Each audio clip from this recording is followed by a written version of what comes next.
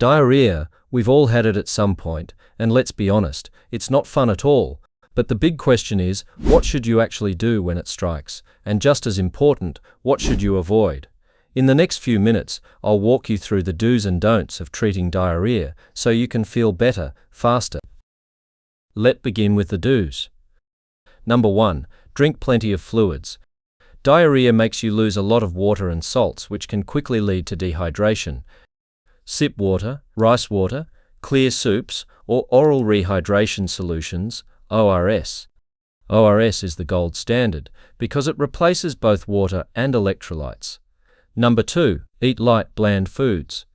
Stick to foods like bananas, rice, applesauce and toast, the famous brat diet. They're gentle on your stomach and help bulk up stools. 3. Rest. Your body needs energy to recover. Don't try to push through with heavy work or stress. Give yourself time to heal. And lastly, practice good hygiene. Wash your hands properly and clean your environment. Diarrhea-causing germs spread easily, and you don't want to pass it to others in your home. Now, let's dive into what you need to avoid, or the don'ts in diarrhea. Number 1. Don't take anti-diarrheal medicines carelessly. Over-the-counter medicines like loperamide can help in some cases, but they're not safe for everyone, especially children, or if you have bloody stools or fever. Always check with a healthcare professional before using them. 2. Don't drink alcohol, coffee, or very sugary drinks. These can irritate your stomach and worsen diarrhea. Stick to plain water or ORS instead. Number 3. Don't eat oily, spicy, or dairy-heavy meals. Greasy food, chili pepper, or milk can make diarrhea worse.